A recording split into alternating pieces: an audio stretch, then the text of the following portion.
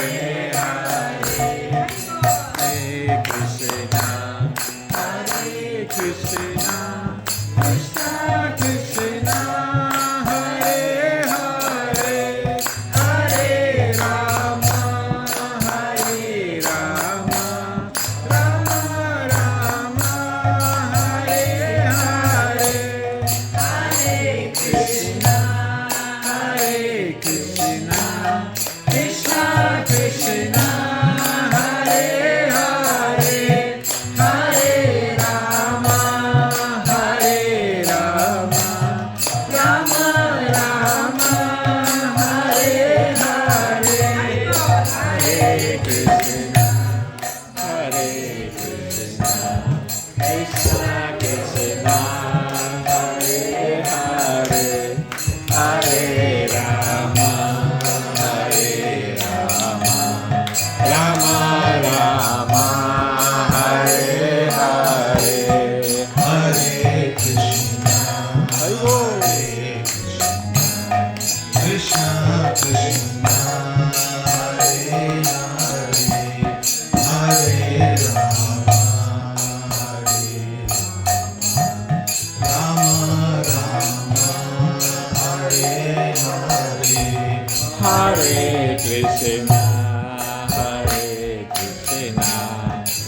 Krishna Krishna Hare Hare Hare Rama Hare Rama Rama Rama Hare Hare Hare Krishna Hare Krishna Krishna Krishna Hare Hare Hare Rama Hare Rama Rama Rama Hare Hare Hare Krishna Hare Krishna Krishna Krishna Hare Hare Hare Rama Hare Rama Rama Rama Hare Hare Hare Krishna Krishna Krishna Hare Hare Hare Rama Hare Rama Rama Rama Hare Hare Hare Krishna Hare Krishna Krishna Krishna Hare Hare Hare Rama Hare Rama Rama Rama Hare Hare Hare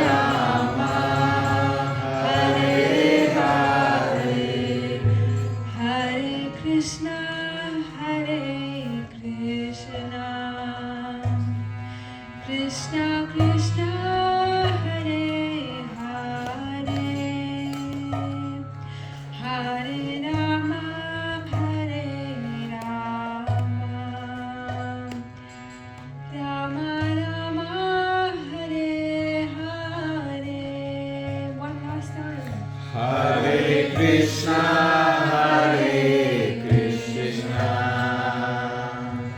Krishna Krishna, Hare Hare, Hare Rama, Hare Rama, Rama Rama, Hare Hare.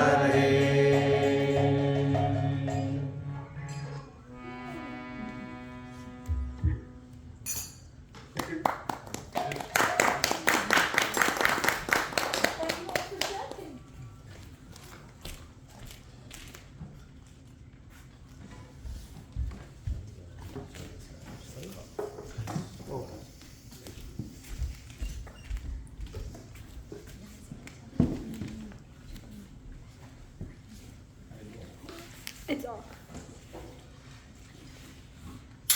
Okay, thank you very much. It's beautiful. So welcome everyone, thank you for coming. How was the dinner? Awesome. All right, good. Awesome. So we're off to a good start. My name is Kalakantha Das. I'm visiting from Gainesville, Florida. And it is always a pleasure to come to Columbus. There's so many good friends, and old friends and new friends.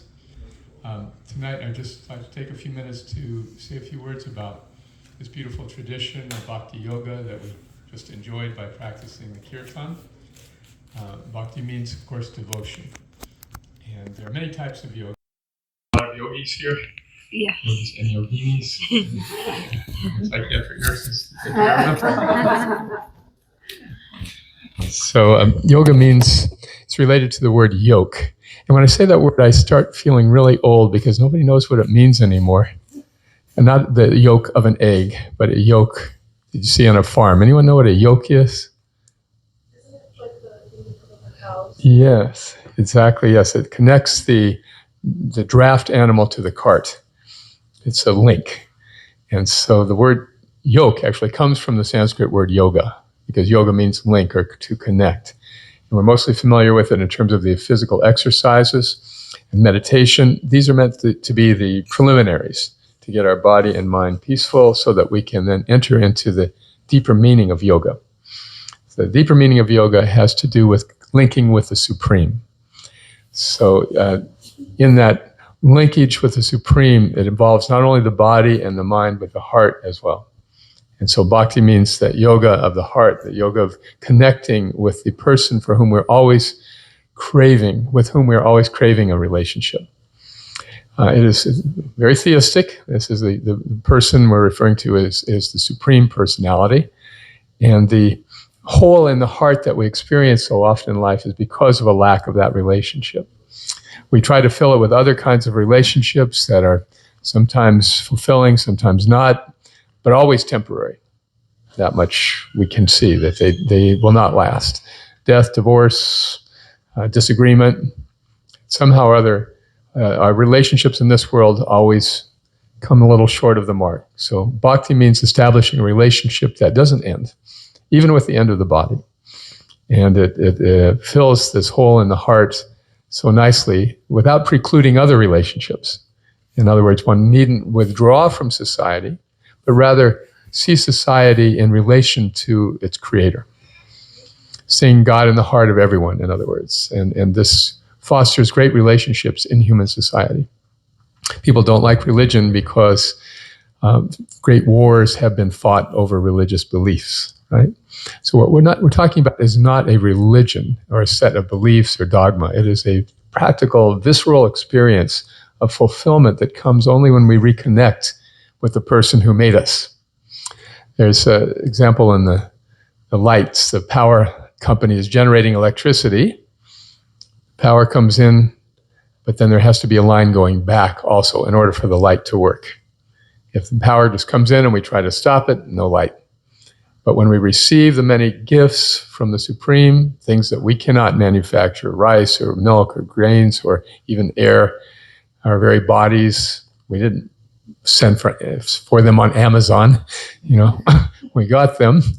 And therefore they are not really our property. We have received them, now we're offering them back to the person who actually made them, owns them. and deserves them. So this is Bhakti Yoga. It is a holistic offering of oneself to the Supreme. The Bhakti Yoga textbook is the Bhagavad Gita, and the warrior in the back of the chariot is the student, Arjuna. The whole theme of Bhagavad Gita is Krishna, the driver and teacher, trying to convince Arjuna to do what he does for a higher purpose. Initially, he doesn't want to fight because he said it's not worth it, all this bloodshed, just to win the kingdom. But in this case, there's a higher purpose because the people he has to fight are very detrimental to the world. So anyway, I mentioned that just because the Gita does not tell us to give up things, but rather to redirect their purpose.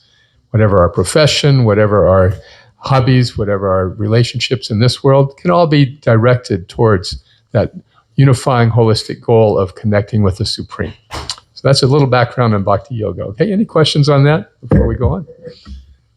I think probably most of you are familiar with these things, but I'm reviewing just in case. Okay, so tonight I'd like to sing this beautiful devotional song by Bhaktivinoda Thakur. Can everyone see the screen? I'm not sure. So you can see all right? Okay. So Bhaktivinoda Thakur lived in the late 1800s and early 1900s in India. Oh, you got to run? Okay. All right. Thanks, Prabhu. Alankar, you're on duty for Mridanga then. Okay. So Bhaktivinoda Thakur was born in an aristocratic family in a small town, you might say, in India. And his father and mother were both from very wealthy, aristocratic families in the village. So he had a very privileged childhood, simple agrarian village, but nonetheless, very joyful, happy existence. When he was in his mid-teens, he went to a nearby city to study. And this is common in India, that the educational opportunities in the villages only go to a certain point. If you want to go further, you have to live in a boarding school in another city. So he had gone when a terrible plague engulfed his village. And all of his brothers and sisters and his father all died. It was a cholera plague. There was no cure back in that time. So he all of a sudden found himself responsible for caring for his mother. At this time, he was also a young family man. He had married. Marriage was done generally very early in those days. So he had a wife, a child, and a mother, and no education or incomplete education. But he was suddenly thrust into the role of the breadwinner. Meanwhile, all of the wealth that his family had accumulated was lost. And so he had to start from scratch. It was a very difficult time, but he, by taking jobs here and there, eventually got him employment in the government, the British Raj, because Britain was ruling India in those days. And he proved himself by his ability to be very competent in this, rose to higher and higher roles of responsibility. So by the time he was in his late 20s, he had responsible roles and had been able to maintain his family, in fact, grow his family, ended up having 13 children. So he was somebody, in one sense, that we can relate to. Maybe not the 13 children, but the responsibility of having to work and earn a living and deal with all of the uncertainties of this world. So after he was in his late 20s, all this time, in fact, he had been a seeker of knowledge. He had lost faith in his family's religious practices, and he was exploring all the philosophies of the day, which were very mixed between Christianity, Hinduism, something called theosophy. There was Christianity itself, the Jain faith. Yes, and he was very systematically, he's a very intelligent man. He was just researching and discarding each one after the next, feeling that he wasn't really getting the whole picture.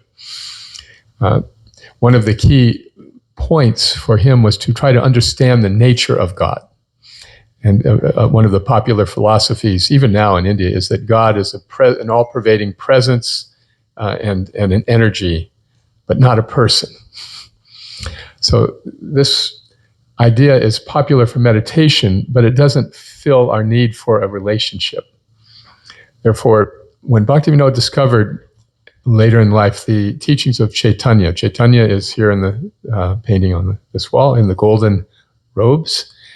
Chaitanya was a great saint of about the time that Columbus discovered America, late 1400s. And Chaitanya taught that God is a person, and from all of these ancient scriptures, the Vedas, all the Sanskrit literatures, that person is known as Krishna. Krishna means the all-attractive person. And Chaitanya further taught that Krishna is very accessible. He is present everywhere. He is in everything, but he's also a person. Okay? It's very hard to have a relationship with an all-pervading energy. But with a person, then we can connect. So Chaitanya's teachings, which had kind of been obscured at that time, really resonated with Bhaktivinoda Thakur. So he became, in addition to his many government responsibilities, a great author and teacher of spirituality, well regarded in his time. He ended up being the magistrate of Jagannath Puri, a sacred town on the east coast of India. And the magistrate is something between a judge and a mayor. It was the highest position in the British government that an Indian national could hold. So in that position, although all these responsibilities were his, he managed to write 100 books, some of them in English, to introduce the teachings of Chaitanya all over the world. So he was really the first one who visualized that people outside of India could also come to appreciate the teachings and practices of Bhakti Yoga. So in most of his books were written in Bengali, and so they're a little difficult for us to really wrap our heads around. So some of us are engaged in a project to put some of these beautiful songs into just straight English to make them accessible. So that's what I'd like to share with you tonight, this beautiful song by Bhaktivinoda Thakur. To me, as a person who was raised in the Christian faith, the expressions of relationship with God that he has in these prayers are very powerful. You'll see as we go through them that he's sometimes feeling very hopeful, sometimes very hopeless, sometimes kind of frustrated with God. Why are you making things difficult for me? All of these different moods come out. There's 24 stanzas altogether. So what I'd like to do tonight is just invite everyone, because it's so long, this is one of his longer ones, we'll just sing them collectively in English. Is that all right? Okay, we'll get the melody, and then I hope it'll be easy for you to follow. Could we turn off the lights just to make screen more visible and maybe help us all focus? This is a rather intense meditation. I was going to tell you up front because the expressions are so powerful. Is that all right? You don't turn off the lights very much, I guess. Is that okay for everybody? Everyone can see? Okay. All right.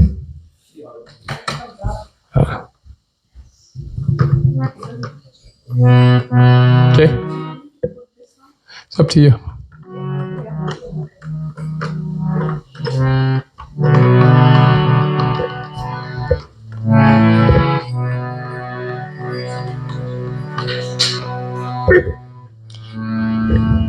Melody goes like this. Mm-hmm.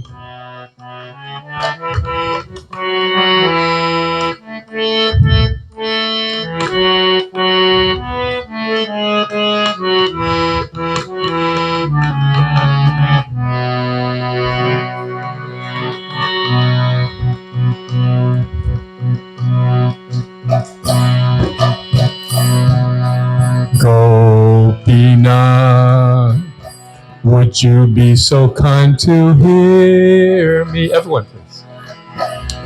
Desires make my mind wicked all the time, with not one virtue to endear me.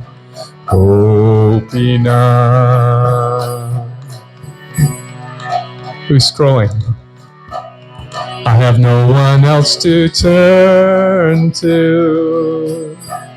Your two soft lotus feet are my sanctuary. Please allow me just to serve serve you, Gopinath. What can ever purify me?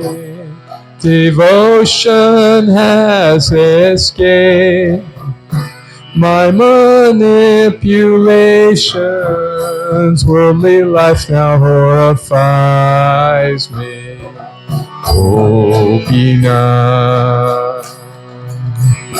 Everything here is your Maya. I have no potency. Wisdom flies from me as my body falls to desires, Gopinath. May I ever stay at your feet, through unrelieved weeping comes this sinner pleading for your precious gift of mercy, Gopinath.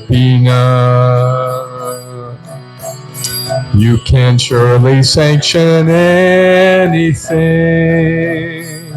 Your power can deliver all the worst offenders. What offender can see me, Gopinath?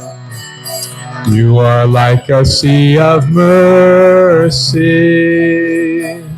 This world is very cruel, yet you come for us fools as your pastimes keep increasing, Gopinath. My corruption has no measure, while demons, beasts, and fiends have attained to your feet. Bhakti Vinoda remains here, Gopinath. Don't remove this worldly agony. My ignorance just hurts. How can I endure the births and death strung out before me, Gopinath? I'm a servant of desire, intense lusty craving in my heart awaken, pleasing tight the noose of Maya, Gopinath. When will I wake from this ignorance, this lust my enemy? I at last will leave and fix my heart for your appearance, Gopinath. I am meant to serve as your son. I have forsaken you, worshipping illusion. I forgot my rightful fortune, Gopinath. And you, of course, understand everything. You duly reprimand your indentured man now. Kindly place him at your lotus feet, Gopinath. Is this truly your decision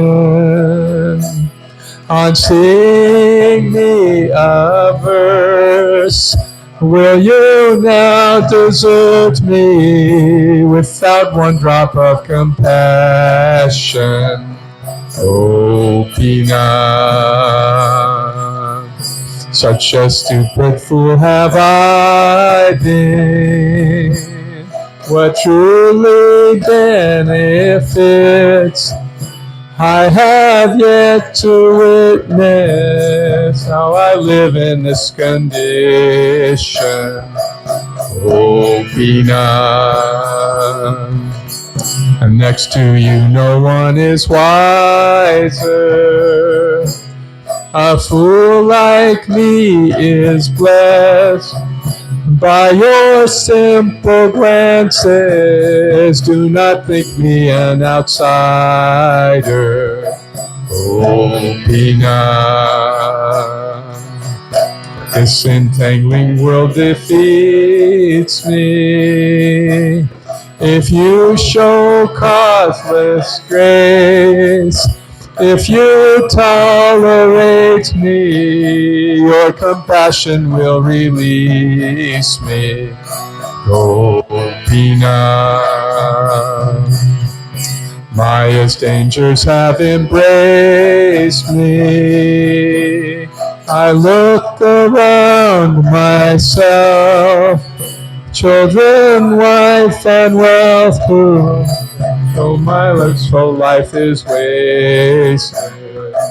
Gopinath. How my crazy mind disturbs me. It won't trust anyone.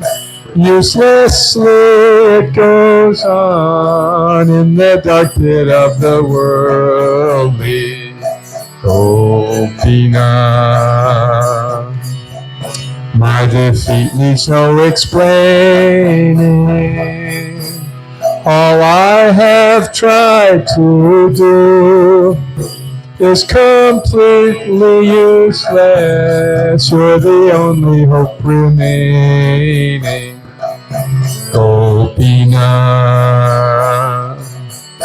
How can I now make advancement? My senses are so strong.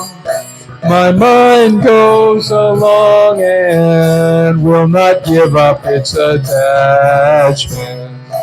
Gopinath. After sitting in my heart's core, you make my mind subdued. Kindly take me to you, free me from these worldly dangers. Gopinath. You can't see that I am helpless. Your senses are controlled. Please control mine also. Save me from this dark existence. Gopinath. Maya's noose is now on my throat. The sword of your mercy can alone release me. Make a servant of Vinoda. Gopinath.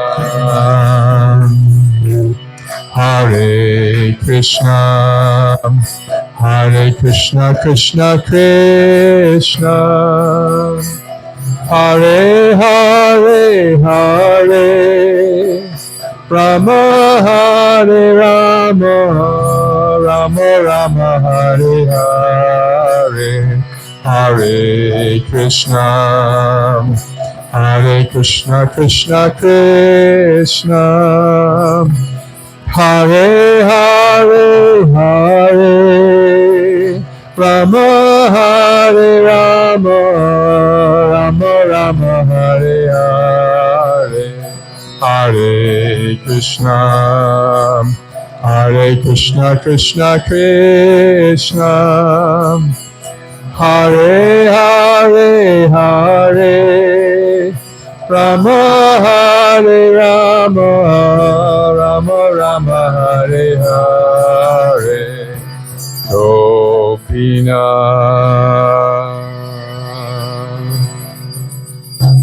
Haribo. Oh. maybe we should have done some terminology beforehand. Gopinath is the name of Krishna, meaning the Lord of the Gopis, the beautiful cowherd damsels of Vrindavan, a rural village where he grew up. And anyone know what is Maya? What does Maya mean? Illusion, yeah. So, yes, in his meditation, he's praying, Krishna, please free me from this illusion. And the idea of the senses is the senses craving things of this world. That's antithetical to yoga. So the senses need to be engaged, but not in things that are godless. This is the idea. In other words, spirituality doesn't mean just stopping the senses. It means to do positive things with them, spiritual things. So anyway, any reflections on this? Any verses particularly resonate with anybody?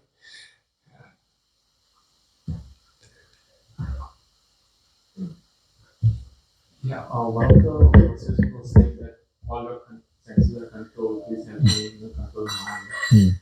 So that's a very interesting point.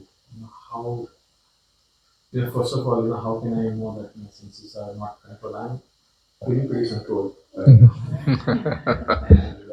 how do we know that these senses are all controlled? What are the ways I can control? Yes, although, so Krishna is a person, but he is, excuse me, he is the ideal yogi, the Yogeshwara, the master of yogis, because you see, when our senses are in charge, Bhagavad Gita compares it to say they have a chariot. The senses are the chariot, are the horses, excuse me. The mind is the reins, the driver is the intelligence, and the passenger is the soul. Okay? So if the senses are out of control, the chariot will go anywhere. And the reins are just being pulled around. And the intelligence, the driver, can't stop it. Then the passenger, the soul, just goes to any unwanted destination. So yoga means that the intelligence grabs control of the mind, and thus the senses go where the intelligence directs. And this way, a human being can take the spirit, the soul, where they want it to go. So this is the process of yoga. And Krishna is never subject to his senses being out of control. So the yogi prays, Krishna, you're in control. Please help me become controlled because I have so many cravings in this world. Basically, there's just a few things that are out of bounds for our senses. And yogis learn to observe things like a vegetarian diet, for example. But even if the main thing is to pursue the relationship with the Rishikesh, or the controller of the senses, and that leads one and gives one the ability to control the senses oneself. Just to control them separately, it's very difficult. So out of devotion, the senses become controlled automatically. Okay, good. Any other reflections? Anyone remember any of the verses that struck them? The noose. The noose. Yes, the noose of illusion. Illusion, or Maya, it basically means to identify, I am this body. When in fact, I'm a spiritual being, but I'm thinking I'm male or female or black or white or this or that. These are vehicles that we're driving at the moment that we really are not. You may see this in the psychiatric ward sometimes. People have a hard time figuring out who they are. Yeah.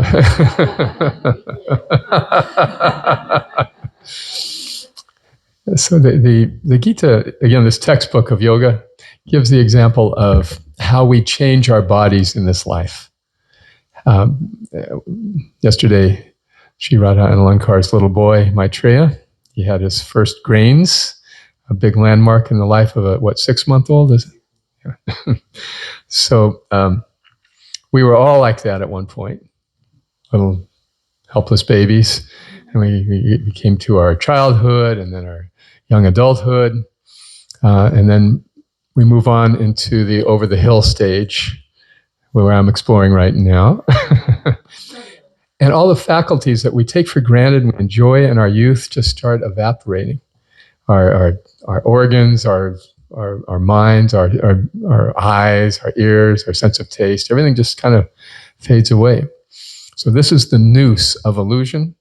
If we don't understand that we are the soul, we are the passenger of this body, not the body itself, then our whole life ends up in this kind of wasted condition. We've invested our whole life in trying to enjoy something which is ultimately doomed. The Gita teaches how the soul goes from body to body, and whatever we desire in this life, which is our consuming desire, that determines our next birth. So reincarnation is not something mystical and enjoyable and interesting. It's actually a punishment. It's a suffering imposed on us by our own misplaced desires. So this is an intense kind of discussion of yoga. Generally we think about yoga.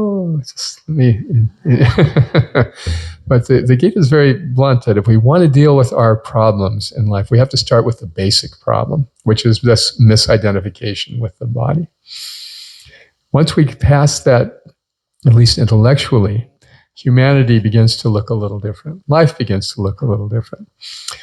I used to ask in Sunday school, why is it that God, if he's all good and all powerful, lets some kids be born in good situations and other kids bad situations, tough situations, The kids haven't done anything. They just take birth, they're poor, they're rich, they're healthy, or they're sick. What's going on? The teacher told me, it's a mystery of God. You just have to believe. So no, that didn't do it for me. But when I read Gita, then I could understand whatever we have now is a result of what we've done in the past, and whatever we do now will create our next condition. It's really a life of responsibility. So only human beings have the ability to understand this. The animals can't fathom, although they're going through the same thing.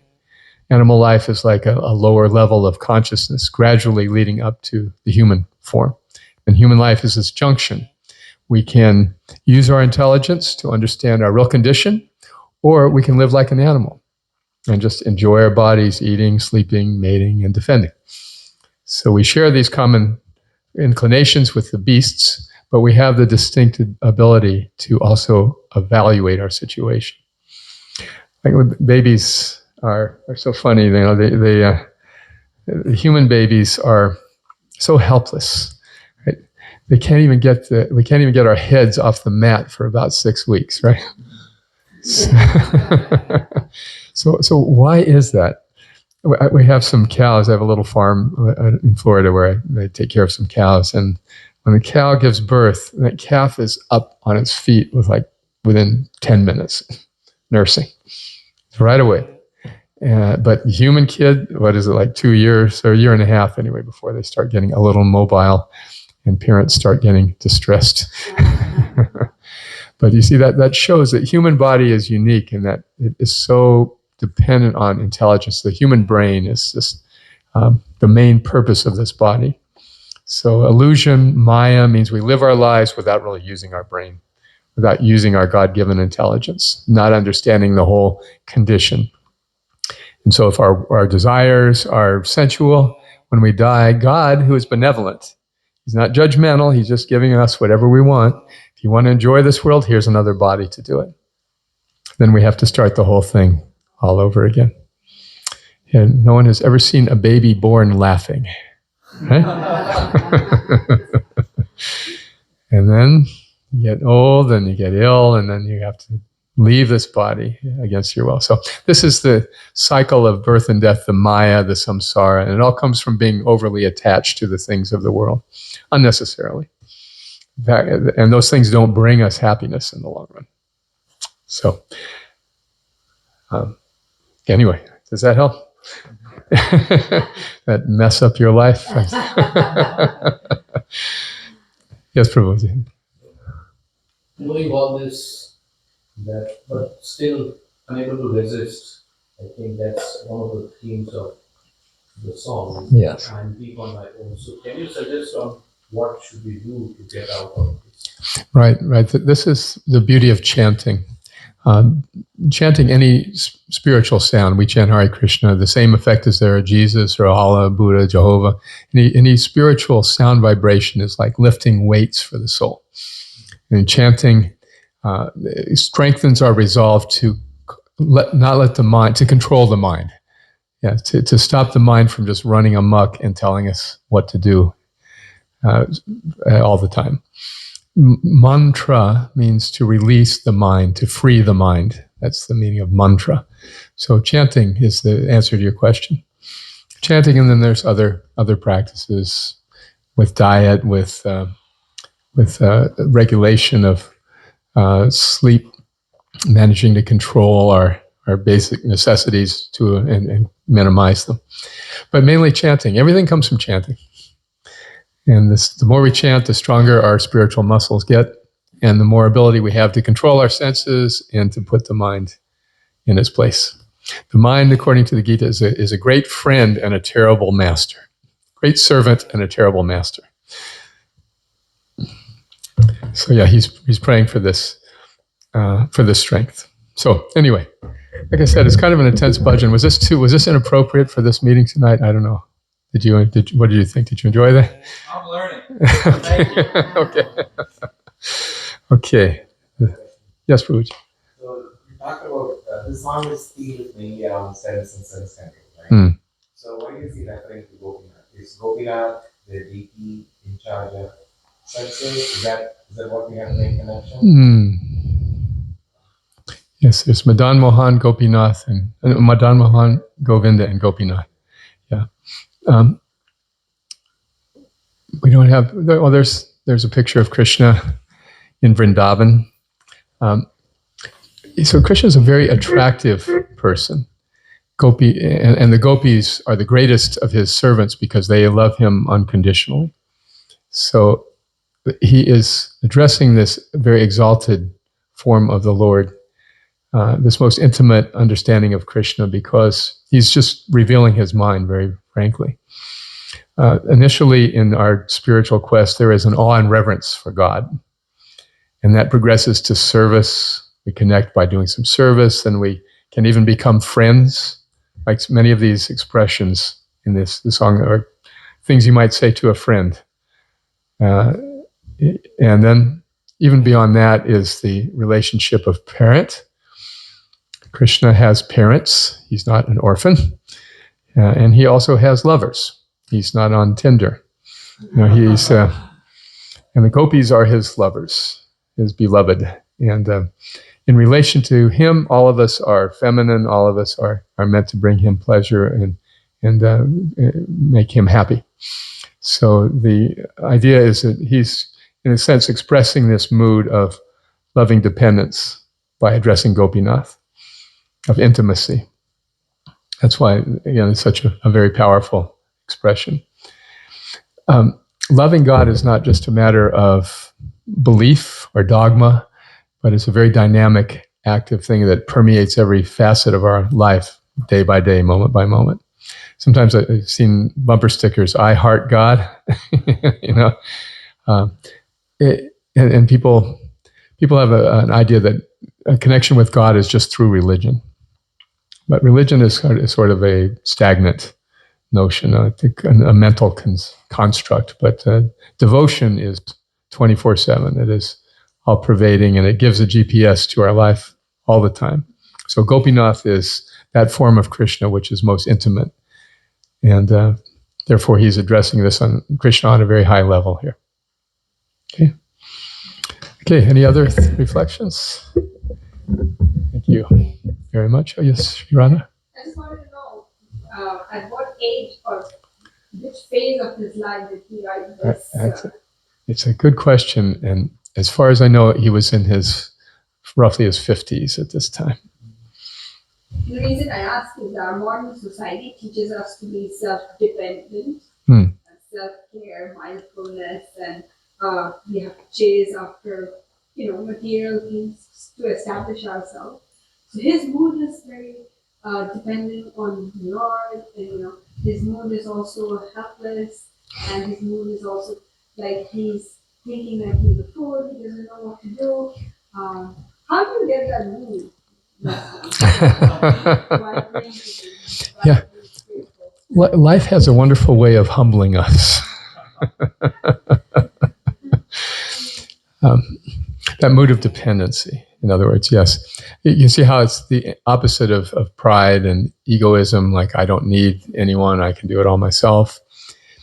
It is a position of dependency, but not weakness, because it's acknowledging reality, right? In fact, we are dependent on a higher deity. We are dependent on him for our air, for our water, all these things.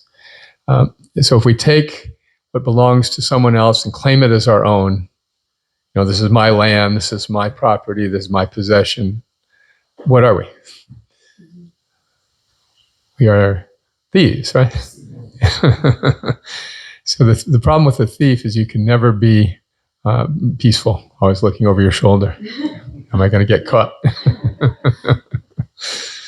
Yeah. And there's pride also. Look what I've done. Look what I've accomplished. It's really the epitome of pride to be an atheist. You know why? Because an atheist says there is no person who knows everything. Everything is relative. There's no person who knows everything. And of course, that is a statement that only a person who knows everything could actually make. So the dependency comes when we understand God is a person who knows everything. But he's not this judgmental deity that I was brought up with, this kind of Judeo-Christian idea of God.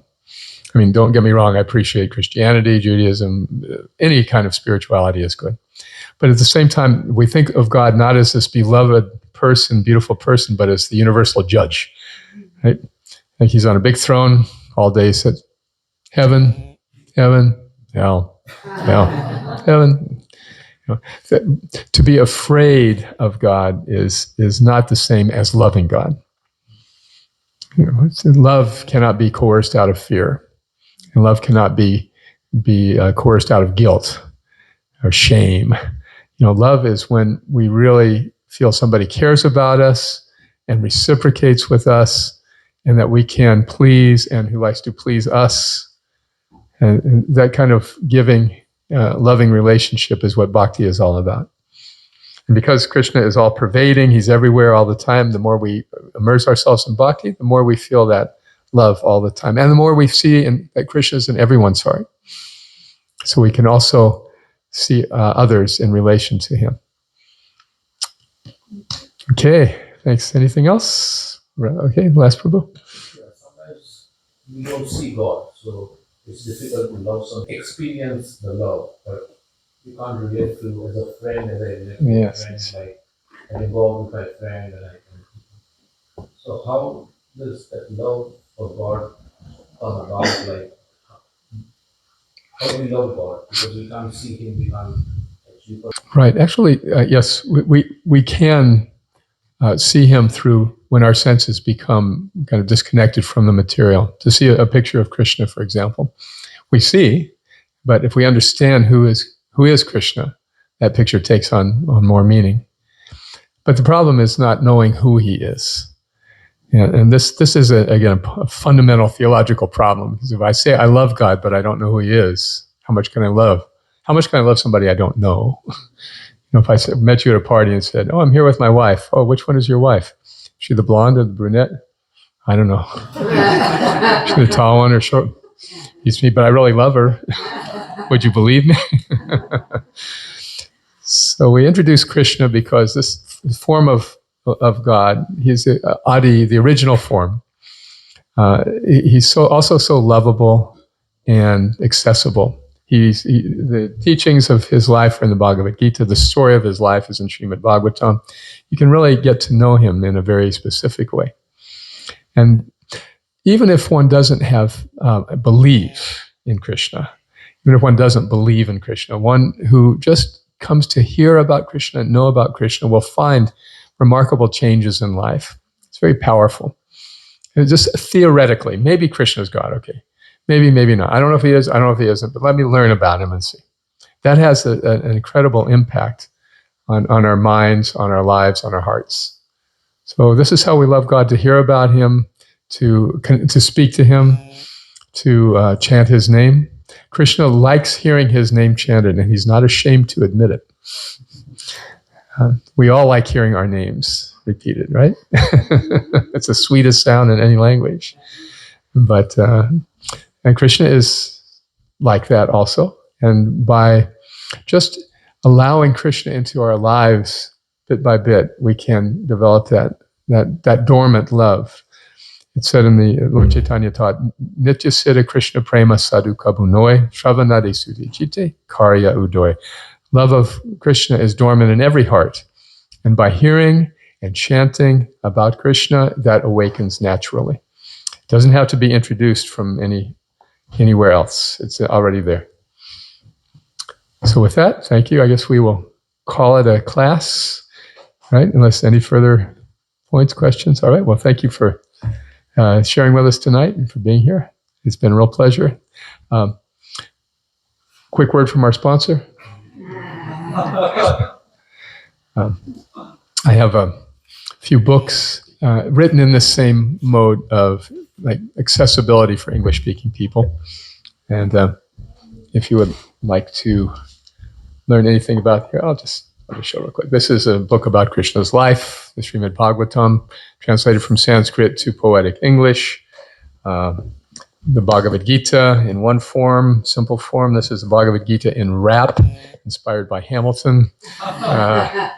This is another introductory book to Krishna's life, and this is a book by Bhaktivinoda, who we just read. All of these are in very accessible English poetry, and these are some original poems about my guru, whom I appreciate very much.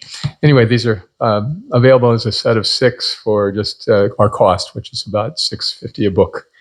So $40 for a set. If you're interested to have these, we'd be happy to send them to you with an invoice. Just give your address to Alankar here. He will kindly collect.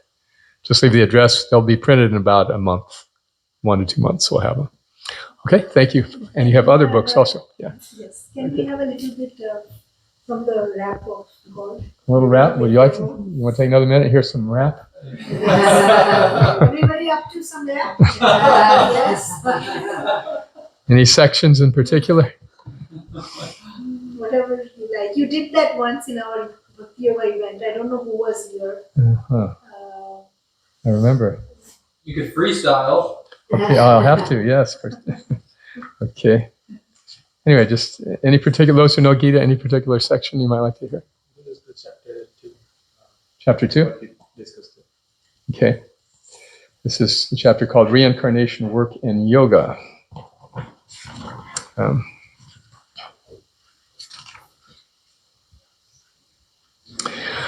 Okay. A seasoned transcendentalist perceives... I need some beat here. A seasoned transcendentalist perceives the soul within and easily skims off the senses' self-indulgent whims. Experience of spirit, when correctly understood, emancipates the candidate from chains of bad or good. Such dual influences cannot fool the cool of mind. They're never ruled by anger, fear, or lust of any kind. Their senses standing back from mundane visions, sounds, and smells, they're like a turtle tugging tender limbs inside its shell.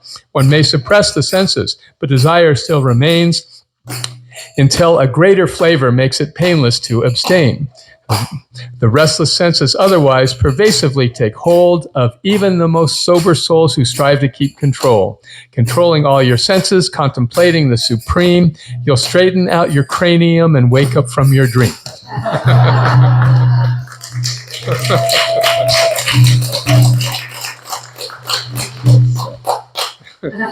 That was fun to write. All right, so thank you.